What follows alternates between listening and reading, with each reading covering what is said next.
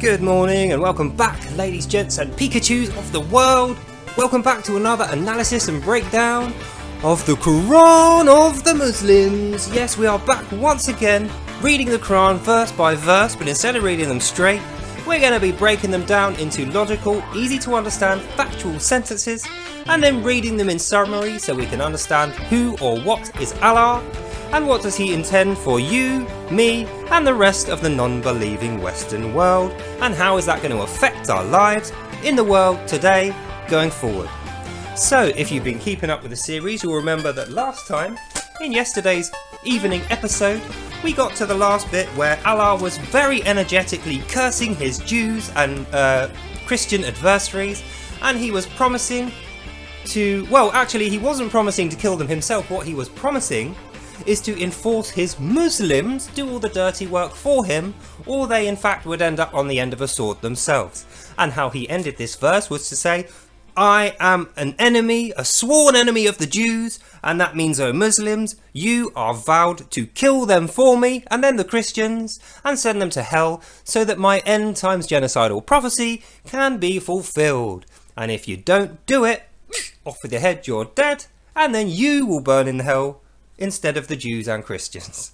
So that is as far as we got yesterday, and with that in mind, let's carry on. Oh yeah, and I nearly forgot. If you have any doubts as to my factual accuracy or any of the things that I'm saying, please feel free to buy your own copy of the Quran of the Muslims from any good bookshop or from Amazon, which is where I got mine.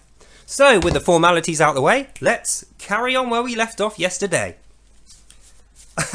I'm gonna tell you now, today's episode is the most ridiculous, nonsensical, moronic style of writing. Allah must have either been on drugs or very low on sleep when he wrote this. And, well, I won't ruin the surprise for you. Let's just get through this as quick as we can without me cracking up and laughing myself into reshooting the video. 121.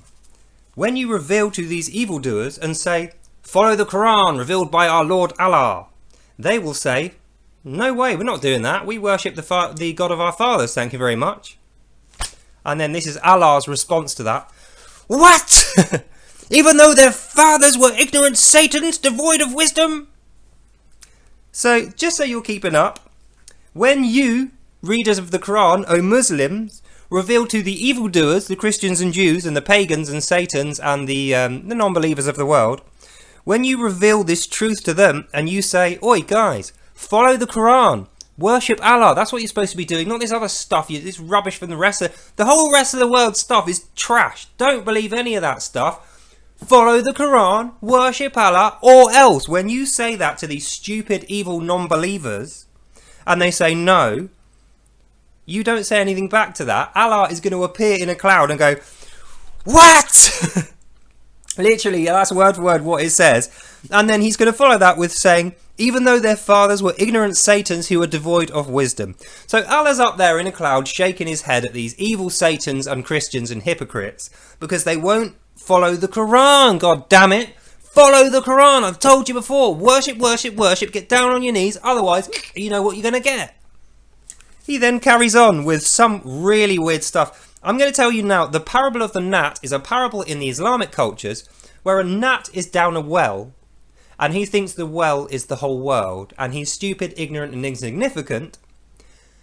The gnat represents you, dear reader. That is how Islam feels about people. You are an insignificant, stupid gnat trapped down a well, and until you climb out of the well and reach Islam, which is the rest of the world, you're forever in torment and confusion. Remember that, it'll be important for later. So, Allah carries on. The parable of the gnat will be rejected by these rabble shepherds, which is the Christians. The parable will be rejected by these rabble shepherds who hear only the weak wails and cries of the weak. They are deaf, dumb and blind, cripples devoid of wisdom. So breaking that down, after Allah has gone, what? They're idiots, their fathers were idiots, their fathers were idiots, these idiots don't want to follow my Quran, rah! And foamed at the mouth in a kind of drug-induced stupor. This is my speculation. I'm speculating that Allah must have been drugged when he wrote this because it's just fantastically idiotic. Then after that he goes on to say, the parable of the gnat will be rejected by these rabble shepherds. Now obviously shepherds is a reference to Christianity. You know, the shepherd is Christ, and the lambs in his flock are us, children of God, you know, because we're supposed to be innocent. So we are going to ignore this parable of the gnat, which none of us are likely to know anyway, because Allah wasn't graceful and wise enough to teach it to us. You know, he only taught it to his Muslims. I guess it's a bit like those holy signs. You're an idiot if you haven't seen them. Have you seen them? Oh yeah, definitely, yeah, saw them, yeah, I'm not an idiot, yeah. That's how this parable of the gnat sounds to me. So, the only people who don't hear these are the rabble shepherds, who only hear the wails and cries of the weak. And to compound how dumb and stupid and evil these bloody Jews and Christians are, Allah caps off the verse by saying, and this is quote, they are deaf, dumb and blind, cripples, devoid of wisdom. Now, far be it from me, once again, to give advice to Allah in his book, but perhaps, Allah, you might have been a little bit more careful with your word selection and not just outright called everyone you don't like cripples who are deaf, dumb and blind. It's just how I feel. Anyway, let's carry on. 122. Believers, eat your fill of the wisdom of Allah, be grateful and return to him your worship. Forbidden hath he pork and crab and the blood of an animal. But if you have no other food, then it is without guilt that you should feast. For Allah is oft forgiving and merciful. So, I love this bit. Breaking that down, after we've had a go at the stupid, dumb, deaf, crippled Christians and Jews down there and derided them, we're now turning our gaze back to the Muslims who are eagerly listening to our drug-fueled rants. And where our drug-fueled rants is going now, because remember we started off talking to the Muslims about the non-believers, then we went on to the parable of the gnat and the ignorant shepherds, then we went back to the cripples and the weak, dumb, deaf and blind people devoid of wisdom. So we're hopping from one place to the next in this kind of overexcited, stimulant-fueled rage. That's what it sounds like to me anyway. But now we are back on the believers, and what we are being told, O Muslims, are being told by Allah, eat your fill of the wisdom of Allah. And what that means is, fucking read more Quran. That's literally what that means. Be grateful that you're not as dumb and crippled and deaf and stupid and weak as those idiot Christians and Jews. Read your Quran and then worship him more, because guess what? Despite what you've been told and what you think, you're not worshipping it enough. That's exactly what this sounds like. So Allah is like in one of his uncontrollable depression, bipolar, manic periods. And after he said, you're not worshipping me enough, get back to it, get on your fucking knees, then he goes into, forbidden is pork and crab and the blood of an animal. Definitely do your halal. Do your halal stuff. It's extremely important that you, O Muslim, do your halal stuff. And you know what halal stuff is because it's in the Quran of the Muslims. So don't forget to worship, read your Quran and do your halal stuff. It's extremely important. But then he finishes off this verse by saying, unless you don't have any, and then just eat what you want without guilt, it's fine, we'll forgive you. So if this is to be believed, Allah in his grace and mercy and wisdom has gone, you must eat only halal or you will be damned. Apart from if you don't have any. If all you've got is like McDonald's and, beer, well, look the other way, just eat that. That's literally what it says. If you don't believe me, read the Quran. That is what it says. But if you have no other food, then it is without guilt that you should feast, for Allah is oft forgiving and merciful. That is literally an admission from Allah that although they will make out they are so devout with their halal, they won't eat this, they won't eat that, they're so bothered about it, their dietary thing is so flipping important to them, it only counts if that's all they've got in the fridge. If they've got like McDonald's and nothing else, go right ahead, guilt-free McDonald's. Allah's telling you it's okay, he'll forgive you, it's fine.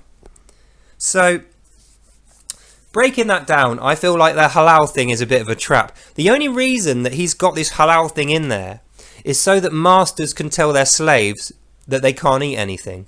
Because if you think about it, back in the days when masters had slaves, like all these Islamic guys had slaves, the person who owned the Quran is going to be the master. Slaves don't own their own Qurans.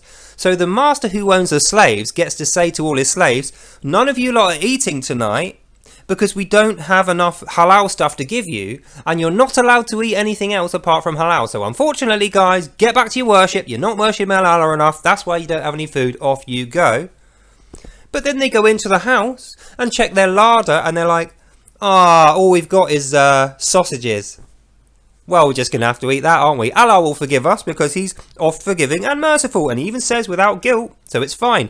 So in conclusion, this passage is particularly for Islamic masters to punish their slaves with starvation, despite the fact that they can eat whatever the hell they want, guilt-free, and Allah's saying it's okay as long as that's all they've got.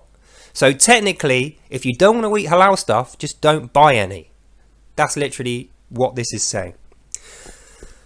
So anyway, completely stupid, not very legit, but let's carry on. 123. Those who conceal this Quran or forego Allah's commands for a miserable profit are damned to be consumed by the fire. Allah shall turn away from them on the day of judgment. Yeah, this doesn't really marry up. I think there's a lot of pieces removed from this manuscript, even though the numbering is, done correctly. And it's the universal Quran, Allah says so. And if you argue, you know what happens, so you're not going to argue. But it seems to me reading this, there isn't a coherent narrative here. This is like jumping from pillar to post. So either Allah was on a whole lot of drugs when he wrote this, and they're starting to wear off now towards the end, or chop, chop, chop, there's a lot of bits chopped out of this and thrown away because they didn't agree with Allah's current incantation of what he wants his orders to be. But of course, Allah knows. So maybe he knew that we were going to say this in future and argue with him out of bullshit in his book, and that's why he took the other pieces out. I guess we'll never know until the day of judgment when us evil Jews and Christians go and burn in hell. So, Allah, I'll see you in hell. Let's continue. Those Satans are the greediest of creatures. They attain not Allah's guidance or grace, instead only confusion and torment. Allah shall turn away from them, those arrogant ones, and they shall see only the fire. So, breaking that down quickly, because I feel like that's pretty much on the nose, even though it makes no sense in the story. If we just take that verse on its own, it actually does make sense. And what he's saying there is, even though we were just a minute ago talking about Muslims and what they can and can't eat and how we can starve our slaves legally without being blamed for it, now we've moved back onto the Satans, the evil Satans we'd forgotten about for like 5 minutes.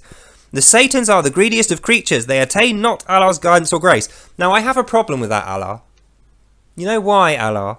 Because like 10 minutes ago, you were telling me how you mind-controlled the evil Satans into doing the things that they're doing. Because Allah knows. Do you remember that? When you said you could read their thoughts and they had no free will and you were controlling them. Do you remember that? When you said you can hear their thoughts as they're thinking them and they only do what you want them to do. Do you remember that? Well, like I was saying earlier, you can't have your cake and eat it. Either they do have your guidance because you're mind controlling them with your direct guidance into doing the Satan evil stuff they're doing, or you don't have their minds controlled, and you are going to take their guidance away from them now. See where this is going? Either they've got your guidance or they don't. You can't have it both ways. So I would say, Allah, far be it from me to have a go at you in your book, but this doesn't make any fucking sense, and neither did the last time you said you mind controlled them. And in fact, now I think about it, pretty much every verse where you claim the evil sinners are mind controlled by you, and actually when you give people Allah disease and you mind control them that way, doesn't add up. Because if you're already mind controlling them, what's the point in taking your guidance away from them when your guidance is making them bad and sending them to hell forever? So either your guidance is good and you're giving it to the Jews but it's making them bad somehow, or taking your guidance away from them would actually make them less evil, in which case your guidance kind of fucking sucks, Allah. And that is the conclusion of this passage.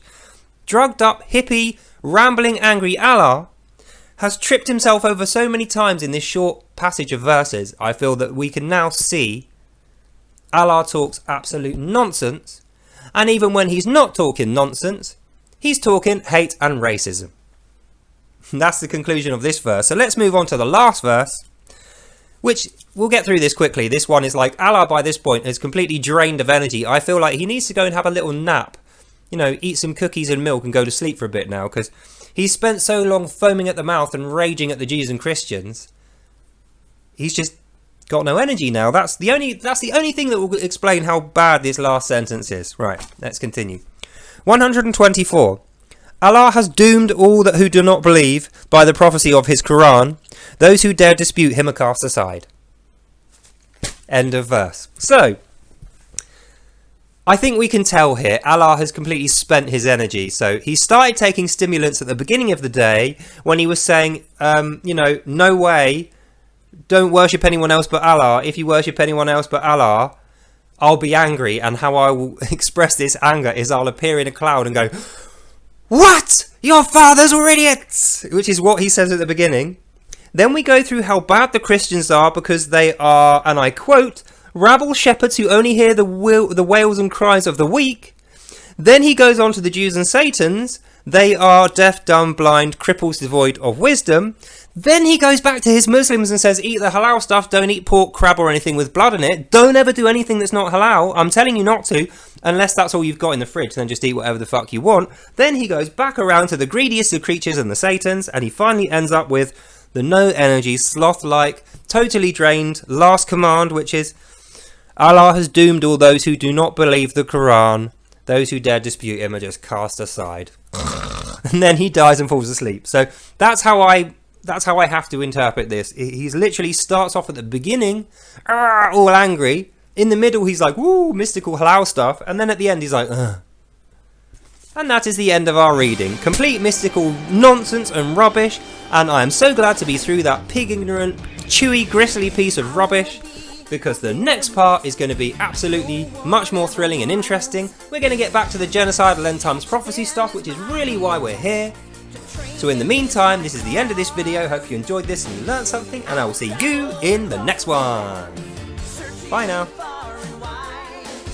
And thank God we got through that rambly load of bollocks. Anyway, the next one's going to be far better, so I'll see you back here at 4:15 today. In the meantime, God bless, have fun, and I'll see you next time.